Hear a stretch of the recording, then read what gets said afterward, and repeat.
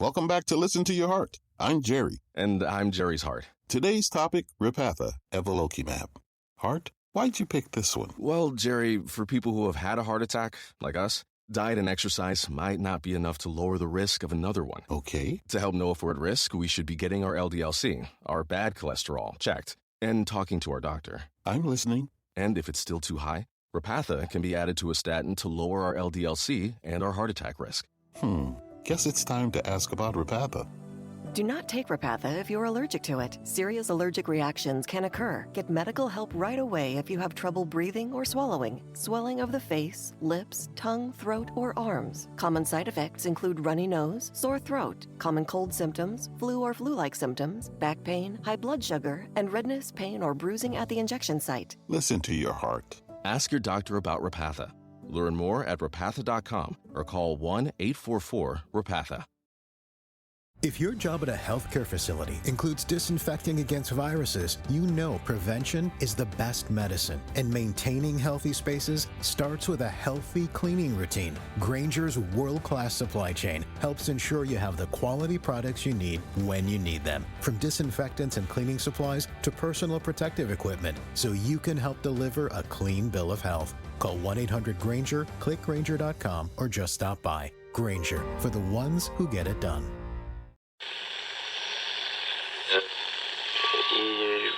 Empire.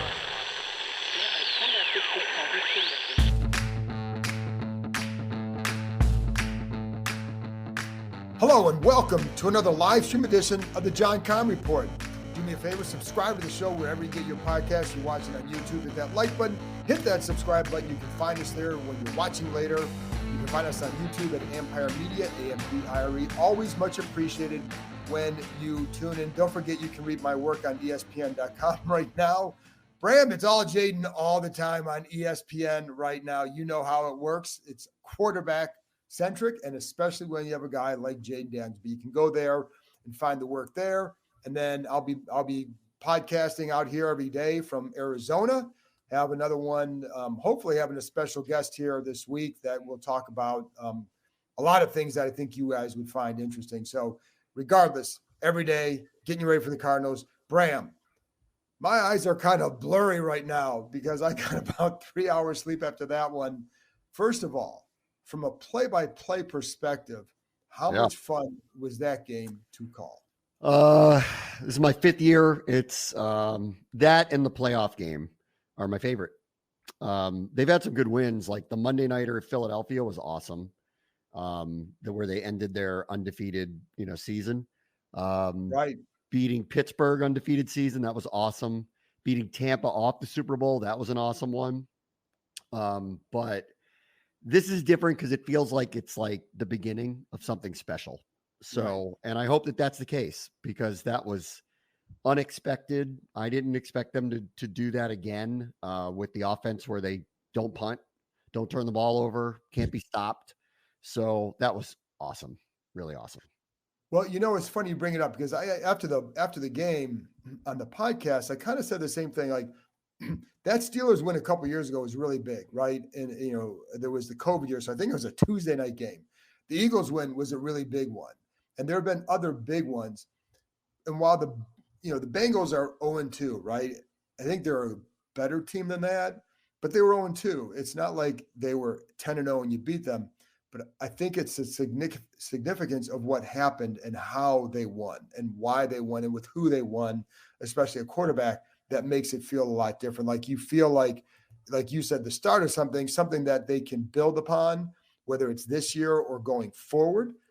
We know that there's some other issues that have to be corrected, but because you got that guy behind center, then it makes it feel different than at other times. Yeah, I mean, we haven't had a quarterback like this, at least off to a start like this. I mean, like I thought the funniest thing was the post-game notes that the team puts out or the league puts out or the stat groups put out. Every week, they're ridiculous. Like they're utterly ridiculous. Like first offensive lineman to score a touchdown for them since 1984. First game where there's no punts, no turnovers since 1940. Best single game completion percentage by a rookie in league history.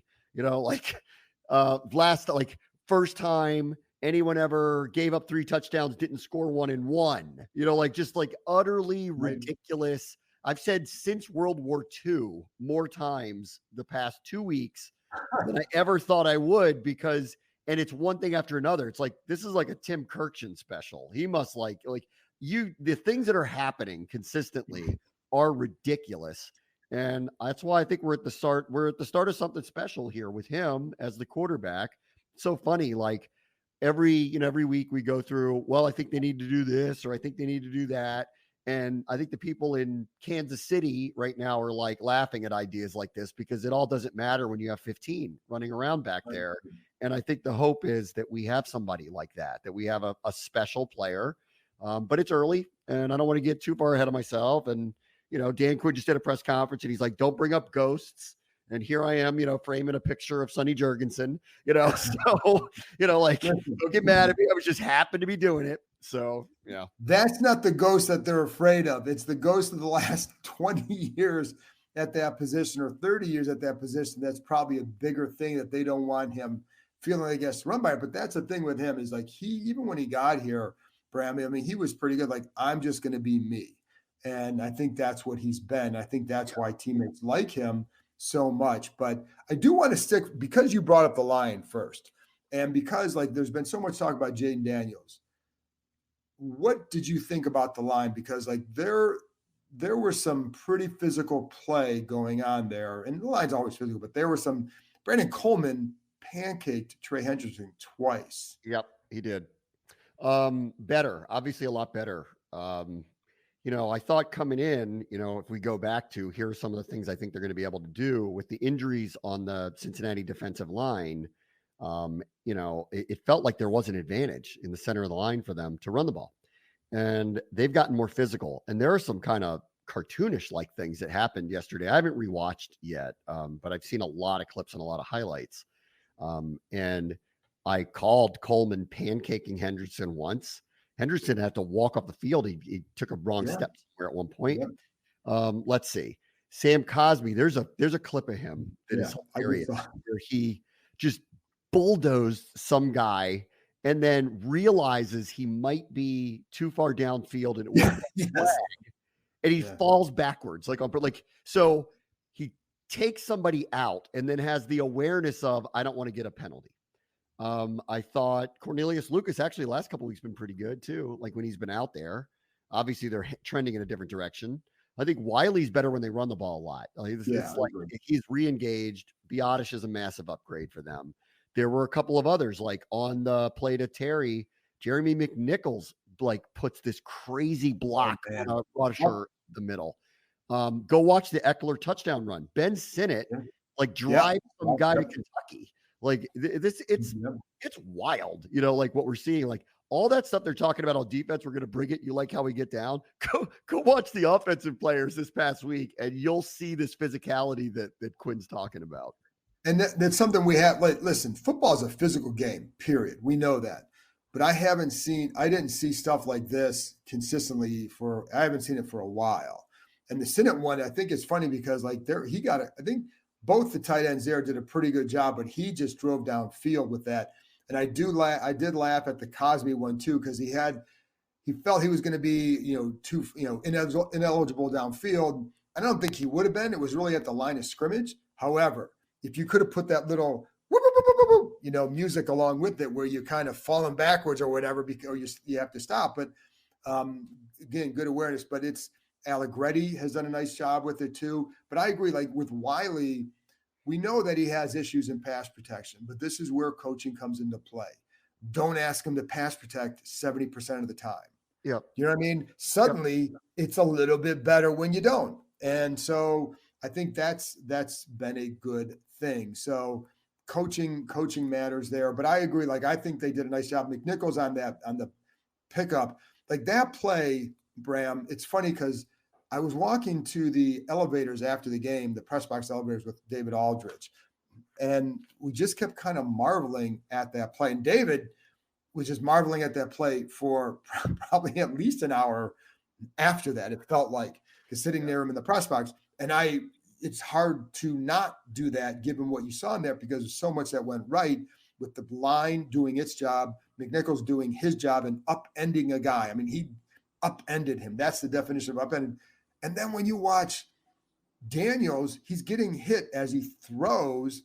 He can't follow through. And then you see the catch where the location is, and it's like everything. Like, I don't remember a defining play like that in a long, long time. I almost jumped out of the booth. I mean, seriously, I was out of my skin on that one because I haven't seen anything like that. And this is what it goes back to. Like, I can remember like the last few years, McLaurin had that crazy catch in Indianapolis, the 1 yard line, that one-handed catch over Stephon Gilmore.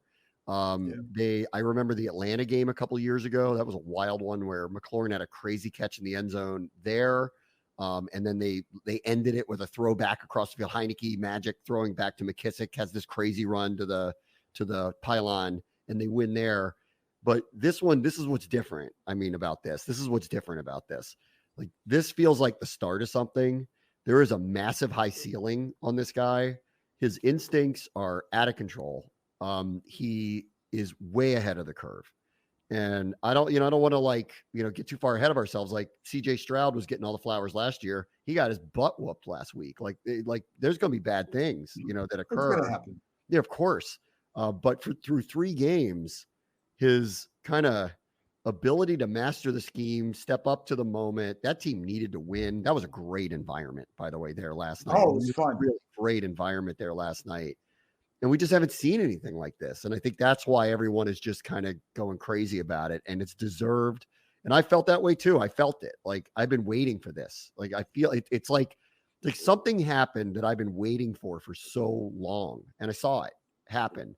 And it doesn't mean that they're going to do it every single week, but I feel like they got the possibility of it. And I haven't felt that way in a long time with this position and this team. And then look at all the stuff that's happening around it. You listen to them in the locker room, like you can feel the momentum of what they believe in with this guy.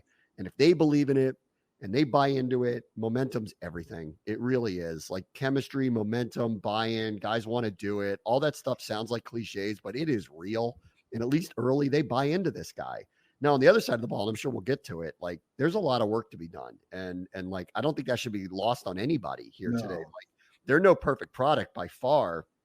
Like, they very easily could have blown a 15-point lead in the second half. And then the story today would have been, that was amazing by Daniels, but what about that defense? Right. We were that close away from that last night. Oh, for sure. And we'll definitely get to that because I think, listen, when we're talking about Jayden Daniels too and what he can bring, it's as much about the future, not just this year. Not that you have to wait for him to be good, but the overall team success may not come the way you want for a little bit for beyond now, because you know that there's more work to do in other areas, especially on that side of the ball. But I think you go back to the locker room and it does make a difference. Like, listen, man, I've covered this team with a lot of bad quarterback play. I know what it does to players. Like, they feel like if you get behind in a game, that's it, or that, if one thing happens, they know the guy might fold. Now, when Robert was here, I do remember that rookie year that people would talk about that they never felt like they were out of a game. And I think right now, that's what you're going to have here. I think, and I will always say this, there's a couple of things. I mean, I bring up the year because it was an exciting year. This kid is different. He's just different. He's definitely different than anybody that I've covered at that position, especially by a young quarterback, because I think he just studies the game at a different level. So there's, the word hope from Cosme and belief, and, so and Bram, like we've heard a lot of stuff over the last couple of years where I think they were hoping somebody would be the answer versus somebody providing hope. Yeah. And sometimes they would convince themselves of something when there were maybe more things behind that they maybe were missing because they were so desperate to believe something. Yeah. I mean, like we're at the beginning of something. I mean, I feel really strongly about that. Organizationally, the structure is different, so he comes into a spot where the support system is wildly different. And I mean, like, we don't really know the ownership group that well yet. We don't really know Adam Peters that well yet. We don't really know the coaching staff that well yet. but it all feels like he's in a position, or the things that have happened to this point have set him up to be successful, or as successful as he can be. So that gives me a lot of reassurance here too, that like this is a very different environment. This is not like the past. The PTSD people that think like something's going to go wrong and the clouds are going to come over it. This is a whole new organization right now. So let's find out what they are organizationally moving forward, especially if they're going to have a star quarterback, which for at least a day, a week, a month, and potentially a year, because he's clearly the front runner for offensive rookie of the year at this point. Like, let's see how they handle that. And let's see how they go forward with it. Like, this goes back to the spring where they didn't push him out there and try to like promote him all that much or make him go to all sorts of things or do a million interviews or do a bunch of, advertisements. Like, he didn't do that. He put his head down. He worked. He gets asked, what's it like being a star quarterback? He says, I'm not a star quarterback yet. I haven't played a game. He seems very humble. He also seems extraordinarily confident. He seems to like pressurized moments. I thought it was funny last week when everyone was asking about, he's going to, it's first Monday night game. And Kingsbury goes, he played 8 night games in Death Valley. Trust me. Like, anything bigger than this. And it's true. Like, honestly, the week leading up to like an LSU Georgia or an LSU Alabama game, if it's going to be at night in one of those like venues, it's as big as any game that's going to be at least early in the season. Let's see what happens in December, or like January, hopefully, and we'll see. But I'm very excited. Instinctually, he's been amazing. He doesn't put the ball in harm's way. It seems to come easy to him. It's the little stuff too. He's like ankle breaking, like defensive ends, or 4th and 2 throwing a dart to a guy who wasn't targeted the week before. And oh, by the way, might have not been in the right place on the field because there were 2 guys there. So somebody wasn't supposed to be there, it's over and over. It's all these things that he's overcoming and making up for. And at the same time seems to have an acumen for the offense that is rare for a rookie quarterback. It doesn't feel limited, and maybe it is, but it doesn't feel that way. TD, Tutty, in for 6. Touchdowns matter more at DraftKings Sportsbook, an official sportsbook partner of the NFL. We don't care how they score them. We want to bet on touchdowns, and DraftKings Sportsbook is delivering. Ready to place your first bet? Try betting on something simple like a player to score a touchdown. Go to DraftKings Sportsbook app and make your pick. Ready to do a touchdown dance of your own? New DraftKings customers bet $5 to get $200 in bonus bets instantly. Score big with DraftKings Sportsbook, the #1 place to bet touchdowns. Download the Sportsbook app and use code KEIM, that's code KEIM, K-E-I-M, for new customers to get $200 in bonus bets when you bet just $5. Only at DraftKings Sportsbook. The crown is yours. Gambling problem? Call 1-800-GAMBLER. In New York, call 877-8-HOPE-NY or text HOPE-NY 467-369. In Connecticut, help is available for problem gambling. Call 888-789-7777 or visit ccpg.org. Please play responsibly. On behalf of Boot Hill Casino and Resort, Kansas, 21 plus age and eligibility varies by jurisdiction, void in Ontario. Bonus bets expire 168 hours after issuance. For additional terms and responsible gaming resources, see dkng.co/ftball. No, it doesn't. And it's funny because there are little things that he does too. It's funny on that 4th and 2, because I even asked McCaffrey after the game, like, you look like you went to sit in the zone, and then he snuck behind the linebackers. Like, I was just going to an open area. And like, okay. So, and I think Daniels was kind of waiting for that too, because I think the one thing is they seem to read it the right way, whatever happened on there. But there are little things too, like there was on his touchdown run, the fake to Brian Robinson. You have a guy sitting there reading the zone read, and he's in good position.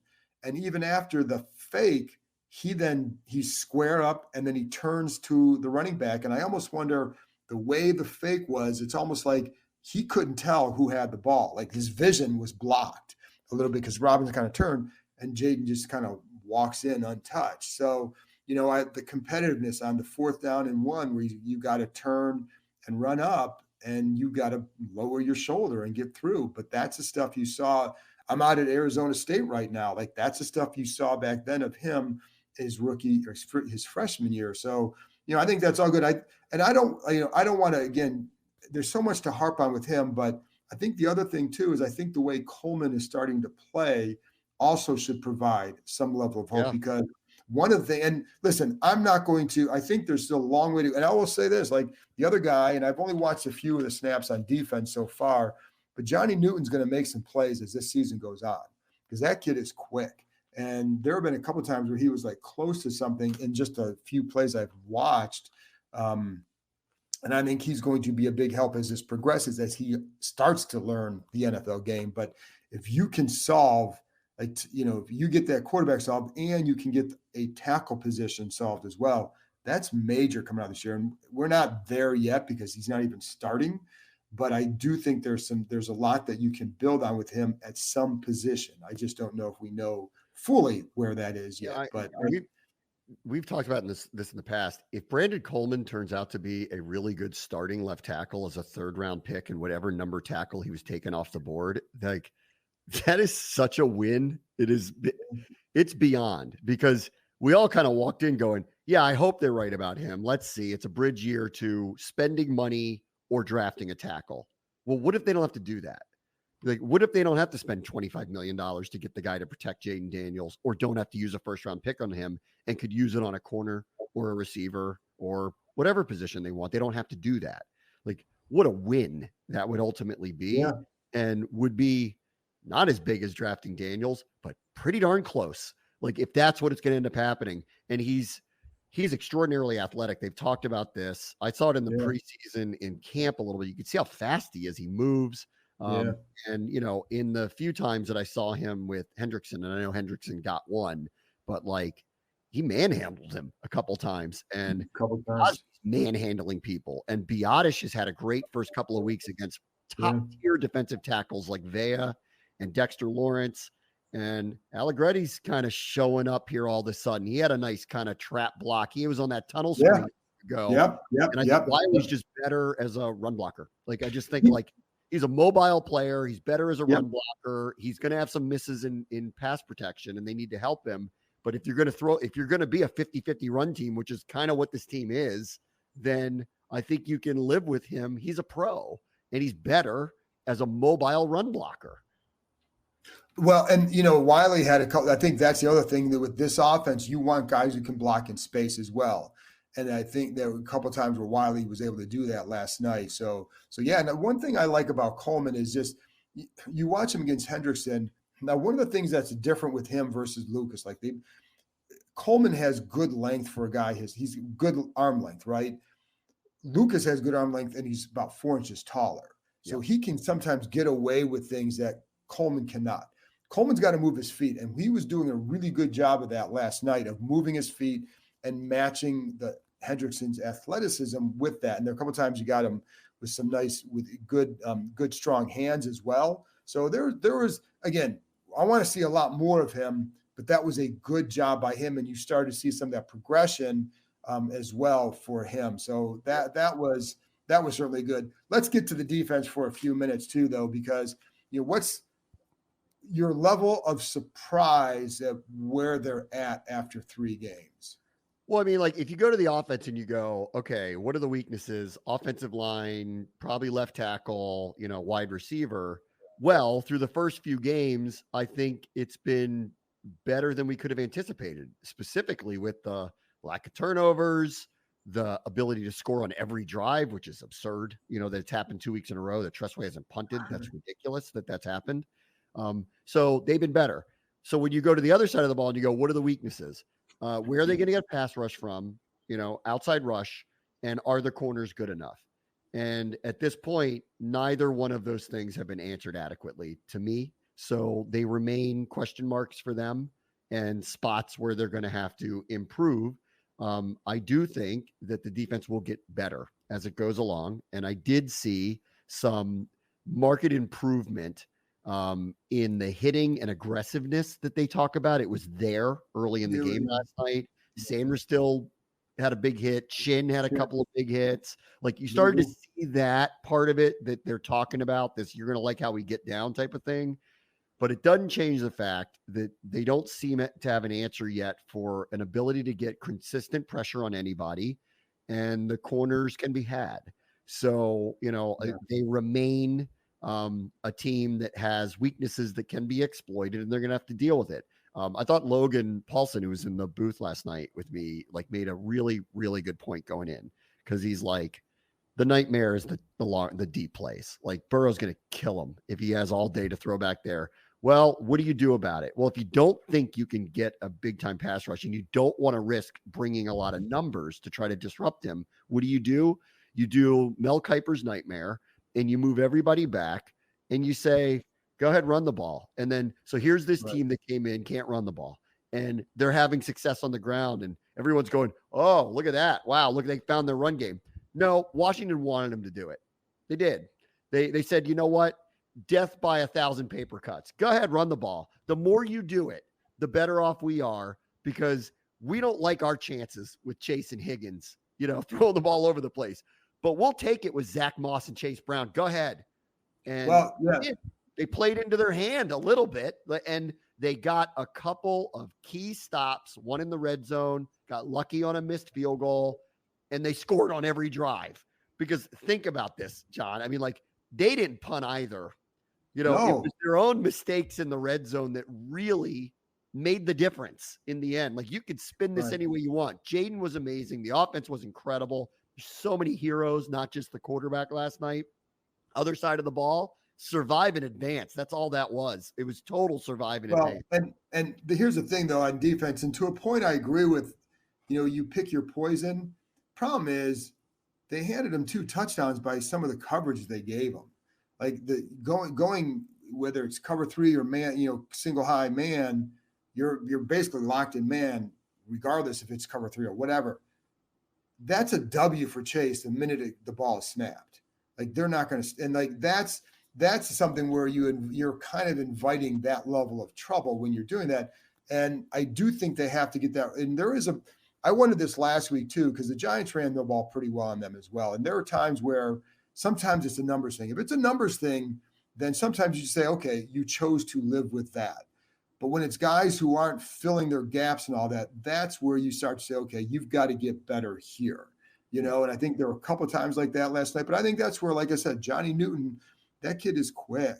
So when he starts to get more, I think, in tune with things. And there were a couple of times it would disappoint me, a couple of times where you're not seeing enough guys win the one-on-one blocks when they have them. Yeah. But I do, by and large, though, at this point in the NFL, Bram, when we were out there this summer, they were so big on situational football. Well, what is that? Red zone. And they were better in the red zone on both sides of the ball. And that was the reason why they won. And it's funny because now you get, someone's commenting here, it's one damn game. Like, well, no, duh. I mean, but what have you seen and what did you see in that game? I mean, it's a big one. Like, you're allowed to say it. Does it mean they're going to the Super Bowl this year? No, it means they're 2-1, but it also means that this guy can play the position. Correct. 14 straight drives where they have scored points. I haven't seen that. Listen, and, the Bengals think they have a Super Bowl team. I don't think they do, but they do. And they got a quarterback that can certainly get them there. That's for sure. And they got wide receivers that can certainly get them there. And they're more established, and they're typically in the playoffs. And here's the bad news for them. In the history of the NFL, nobody who has started 0-3 has ever gotten to the Super Bowl. They had to win last night. They were in front of their home crowd. They expected to win last night. This team showed up and beat them and went toe-to-toe with them. And when things got real dicey, the quarterback hits a couple of clutch plays we haven't seen in at least 10 years. And I don't know, maybe going back to this guy, maybe going back to him. We're not getting this stuff all the time. So, that was a big win. Like, I feel it. We should all feel it. Like, that was different what happened last night. I agree it's one game, but it's different when it's we may look back on this and go, the beginning of something was that night in Cincinnati. Again, it's what you show in that. Like, that touchdown pass is next level. That's what the difference was. So yes, it is one game. And I think the thing is, like, again, there's a long way to go, because once you start getting 2, 3, 4, 5 games under your belt, now teams can play you differently. They can game plan for you a little bit differently because they know you. So then it's incumbent upon you to keep evolving, which I think Daniels will, and the offense to keep evolving, which they have to. Because if you don't, then that's when you run into issues. But what we've seen in 3 games from the quarterback is that this is by far, it's not too big for him. Like, he belongs out there starting. He's not, he's going to have growing pains, and we've seen some. It's just that he's hiding some of those with other plays. And, you forget, like last week, it's 425 yards. It was the red zone that hurt them. It wasn't the inability to get the ball to McLaurin. It was the red zone. Now, you got to get the ball to Terry, right? We saw that last night. But my point is, like, they were moving the ball, and they have for a couple of games. And they could be the highest scoring team in the NFL right now. Like, easily. They could be the highest scoring team in the NFL right now. The 38, and they maximized pretty much every possession that they had. The week before, they did not. Got inside the 5 multiple times, didn't score touchdowns. They could have had 30 plus easily on the Giants, and missed a couple field goals in Tampa. Could have easily gotten near 30 there too. They could be the highest scoring team in the NFL right now, period. Right. Now, but they're not. So that means you have stuff to work on, but they're close to that. So I agree with you. Like in Tampa, you're 2 field goals and a missed throw to Terry McLaurin from 30 points, Yes. And then the last week. So yes, that's where my thing always was, when I would coach kids, and like in basketball, whatever, first thing you got to do is be in position to be able to do something. I can help, if you're in position to make a layup and you miss a couple, I know you're going to make it the next time, right? If you can't get in position to do it, you got no shot, man. So that's what they've been in position to do. Now, again, the key from here is adjust and keep growing, and that's where I think the difference, what you want to see from Jayden Daniels, how do you keep evolving? So that, and by the way, and somebody asked about Austin Eckler, the update on him is that he's back in Virginia. He's got the concussion. Nothing's been decided for Sunday, but he's back in Virginia and in the concussion protocol. They didn't want to fly out to Arizona with the team. We'll get more of an update later in the week, but there's not going to be anything to report on Wednesday or Thursday. And, it certainly would not look great at this point. But, I don't have, I'll let them update on Friday or whatever. So, and it's funny because this is one of the things, and this is getting way ahead of it, but was it Matt want to know about, with the way Daniels is, if he's ahead of schedule, does it change off-season plans? And like, again, that's where I say, I'll go back to my guy, Joe Ash, where he'd say, okay, it's only 3 games now. Like, let's not get too far. However, that's the impact of this guy. And if you can do some things, I think they're going to be more aggressive this offseason, because they'll know what they more need and what you can do. And I think they can start to accelerate some of the growth process that they didn't feel like they were ready to do just yet. But that's a whole nother couple months away before we get to that one. But Bram, because the other part, and I think you said this, like, do you feel they're now finding their identity or starting to, because it's still very, very early to really to know, but do you feel you're starting to see that identity form? I mean, there's so many more veterans on the defense. I would have thought it would have been ahead of the offense, but it's just right. Not, Me too. which is actually surprising. I think Cliff Kingsbury deserves a tremendous amount of credit too. Boy, is he really drawn up an offense that has worked out for them. The timing of these calls are right. He's leaning on the players.